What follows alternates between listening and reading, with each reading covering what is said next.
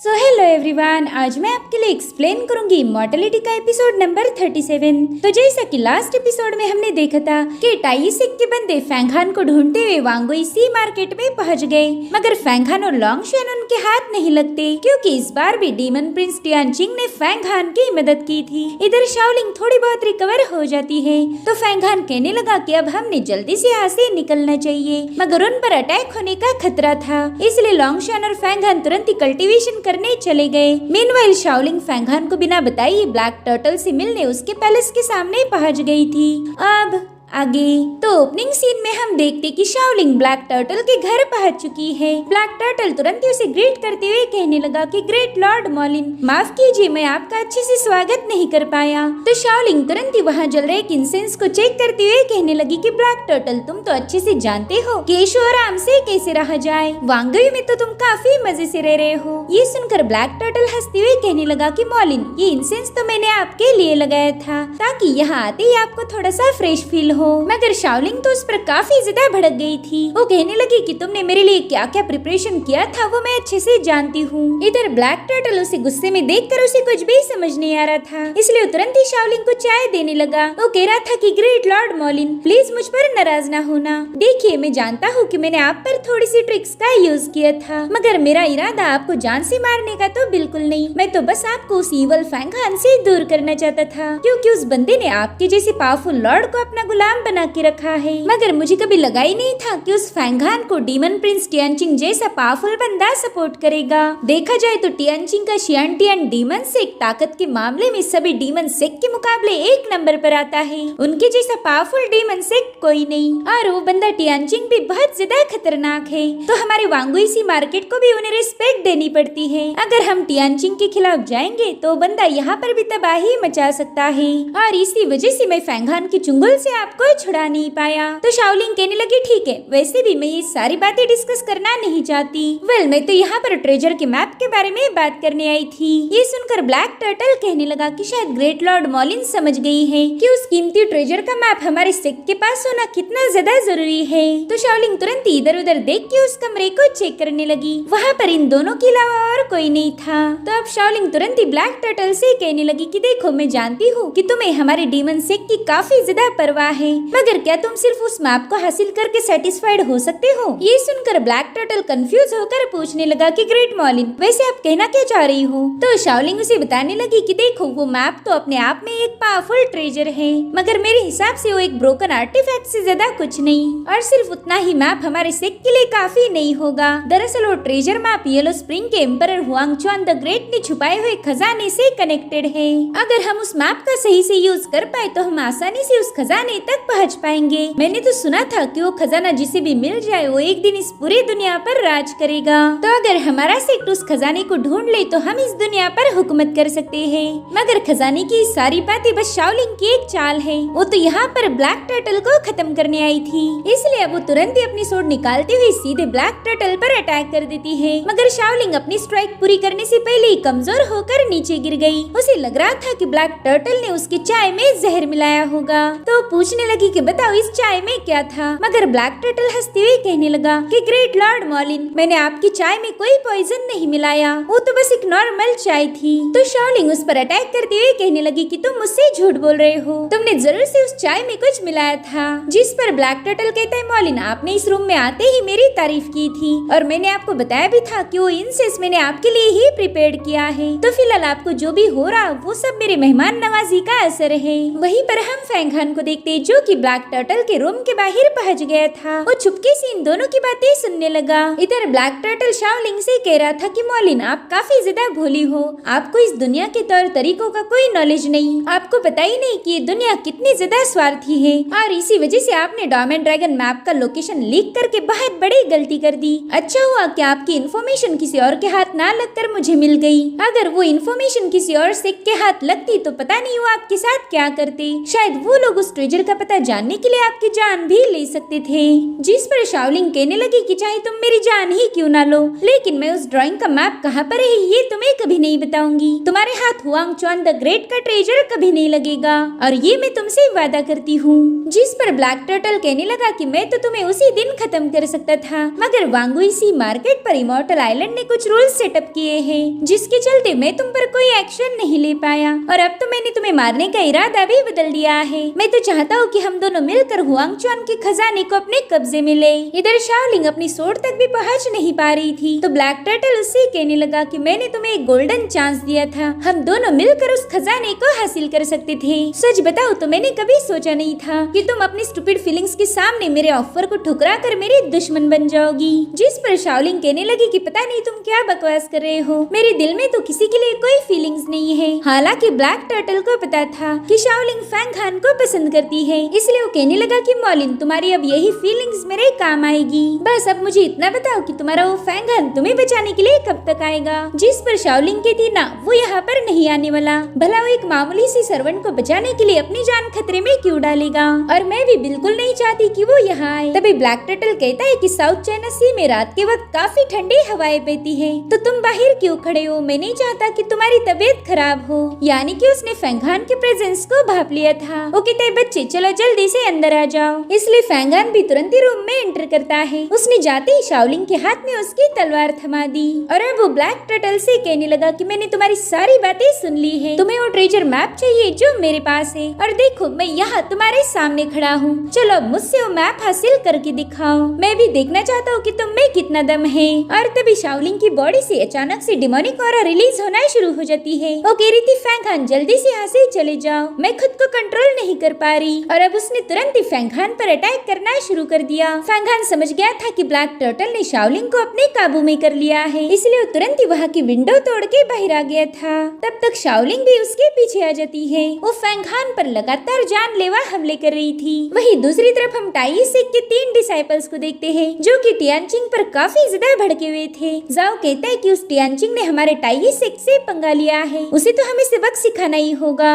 मगर जियुन कह रहा था कि उसने तो हमसे पंगा लेकर काफी अच्छा काम किया है, अगर हम लोग टियानचिंग को खत्म कर दे तो उससे हमें ढेर सारी मेरिट मिल सकती है। उतनी मेरिट्स तो हमें फैंगहान की 5 प्रिजन किंग कोल्डन हासिल करके भी नहीं मिलने वाली थी। ये सुनकर जाओ थोड़ा सा शॉक हो गया। वो कहने लगा कि अगर हम टियानचिंग को खत्म करेंगे तो बहुत सारे मसले हो जाएंगे। जिस पर यूफिन कहता है कि आमतौर पर टियानचिंग को ट्रैक डाउन करना काफी ज्यादा मुश्किल है, इसलिए आज तक कोई भी इमॉर्टल उस डीमन को मार नहीं पाया, मगर इस बार तो हमें पता है कि वो वांगुई सी मार्केट में है, तो उसे खत्म करने का इससे अच्छा मौका हमें कभी नहीं मिलेगा। हम उसे तो मार ही देंगे, लेकिन 5 प्रिजन किंग कोल्डरन भी हाथ से नहीं जाने दे सकती। वो एक पावरफुल ट्रेजर है, बस एक बार वो फैंगहान हमारे हाथ लग जाए फिर तो हमारी लॉटरी लग जाएगी। और तभी उन्हें छत पर किसी के कूदने की आवाज आई। जियुन कहने लगा रे यहाँ पर तो कोई फाइट चल रही है, जो कि वांगुई सी मार्केट में बिल्कुल भी अलाउड नहीं। जिस पर यूफिन कहने लगा चलो हम भी देखते हैं कि आखिर वांगुई सी मार्केट में फाइट करने की हिम्मत किसकी हुई।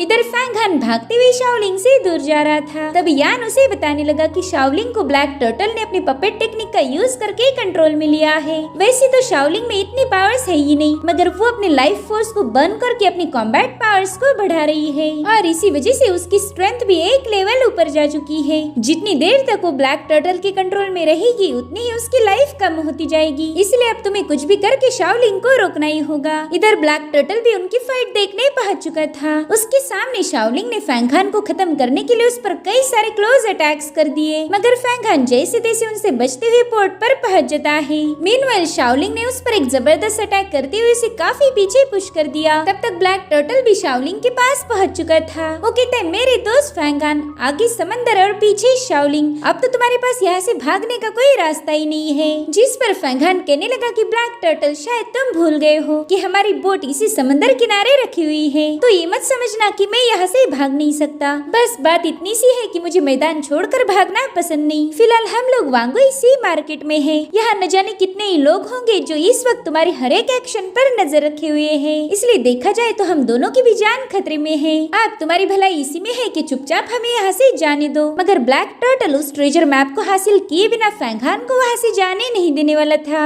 वो कहता है फैंगहान, मैं तुम्हारे साथ कोई फाइट नहीं करने वाला, बल्कि ये काम तो तुम्हारी जाने मन करेगी। जिसके बाद तुरंत ही शाओलिंग को फैंगहान पर अटैक करने भेज देता है। मगर फैंगहान यहाँ से वहाँ जंप लगाते हुए शाओलिंग के हर एक अटैक से बचता जा रहा था और फिर फैंगहान ने शाओलिंग को पकड़कर काफी दूर फेंक दिया ताकि शाओलिंग का लाइफ फोर्स थोड़ी देर के लिए बचा रहे। जिसके बाद फैंगहान ने ब्लैक टर्टल को फाइट के लिए चैलेंज कर दिया, जो सुनकर ब्लैक टर्टल कहने लगा कि मैं यहाँ का लॉर्ड हूँ, मुझे चैलेंज करके तुमने मेरा अपमान किया है। मगर फैंगहान उसकी बकवास सुने बिना तुरंत ही उस पर भिड़ जाता है। उसने बड़ी तेजी से ब्लैक टर्टल की शेल पर अपनी स्वॉर्ड से हमला कर दिया था, जिससे ब्लैक टर्टल धड़ाम से नीचे गिर जाता है। फैंगहान उससे कह रहा था कि वैसे तो मेरे इस अटैक में तुम्हारा खेल खत्म होना चाहिए, मगर तुम तो अभी भी जिंदा हो। वाकई तुम्हारे लाइफ फोर्स काफी स्ट्रॉन्ग है, मगर घबराओ नहीं, आज मैं तुम्हें जहन्नुम भेज के ही दम लूंगा। जिसके बाद फैंगहान ने तुरंत ही उस पर अटैक कर दिया, मगर ब्लैक टर्टल अपनी पावर्स को एक्टिवेट करते हुए एक ही सेकंड में फैंगहान के अटैक को डिस्ट्रॉय कर देता है। उसकी एनर्जी से शाओलिंग को भी होश आ गया था। इधर फैंगहान ब्लैक टर्टल पर एक फाइनल अटैक करने के लिए आगे बढ़ चुका था, मगर उसी वक्त ब्लैक टर्टल ने शाओलिंग को एज ए शील्ड यूज कर लिया, जिससे फैंगहान को ना चाहते हुए भी अपने अटैक को रोकना पड़ता है। इधर ब्लैक टर्टल कहने लगा कि मेरे दोस्त तुम्हें थोड़ा सा संभाल कर रहना होगा, पता चले कि मुझे मारने के बजाय तुम अपने डार्लिंग को ही खत्म कर दो। जिसके बाद वो शाओलिंग को बुरी तरह से घायल करके नीचे छोड़ देता है, मगर फैंगहान ने तुरंत ही जाकर शाओलिंग को थाम लिया। उसे हील करने की पूरी कोशिश कर रहा था, मगर शाओलिंग पर उसकी मैजिकल पावर का कोई असर नहीं होता। इधर ब्लैक टर्टल कहता है कि अगली बार हमारे वांगुई सी मार्केट में जब बाउंटी की नोटिस लगेगी, तब पता है तुम्हारा नाम उस पर एज ए मर्डरर लगाया जाएगा, फिर हम तुम पर इनाम रखेंगे और उस इनाम को पाने के लिए कई सारे लोग तुम्हारी जान के दुश्मन बन जाएंगे। फैंगहान, मैं तुम्हारी जिंदगी जहन्नुम बनाने वाला हूँ और तुम मेरा कुछ भी उखाड़ नहीं पाओगे। उसकी बातों से फैंगहान तो काफी ज्यादा भड़क गया था, इसलिए उसने तुरंत ही ब्लैक टर्टल पर अटैक करना शुरू कर दिए। वो कहने लगा, फैंगहान तुम्हें क्या लगता है कि मैं इस डीमन ब्लड लाइन की लड़की का यूज करके तुम्हें मारना चाहता हूँ? लेकिन सिर्फ शाओलिंग ही मेरा वेपन नहीं, मेरे पास कुछ और भी ऑप्शन है जिनका यूज करके मैं तुम्हें खत्म कर सकता हूँ। मेरे ख्याल से तुमने अभी तक मेरा रियल वेपन देखा ही नहीं है। और उसी वक्त फैंगहान ने उस पर एक और अटैक कर दिया, मगर ब्लैक टर्टल उसे भी आसानी से डिस्ट्रॉय कर देता है। जिसके बाद वो सी माउंट को एक चेन में फंसा कर उसी से फैंगहान पर अटैक करना शुरू कर देता है। फैंगहान तो इस अजीब से वेपन को देखकर काफी ज्यादा शॉक हो गया। जिसके बाद फैंगहान ने सी माउंट का भी मुकाबला करना शुरू कर दिया था। वो उसे भी घायल करने की पूरी कोशिश करता है, मगर सी माउंट बड़ी ही आसानी से मूव होते हुए फैंगहान के हर एक अटैक को डिस्ट्रॉय करने लगा। इधर ब्लैक टर्टल कहता है कि फैंगहान, मैं 1-on-1 तुम्हारा मुकाबला नहीं कर सकता, मगर सी माउंट के साथ मिलकर मैं यकीनन तुम्हारी वाट लगा दूंगा। इधर सी माउंट ने एक बार फिर से फैंगहान पर जबरदस्त अटैक कर दिया। हालांकि फैंगहान समय रहते उससे बच गया था। वहीं पर ब्लैक टर्टल अपनी पूरी ताकत लगाते हुए अपनी चेन्स को घुमाने लगा, मगर फैंगहान सी माउंट के हर एक अटैक को काउंटर करने लगता है। वो अकेला होकर भी इन दोनों को आसानी से टक्कर दे रहा था।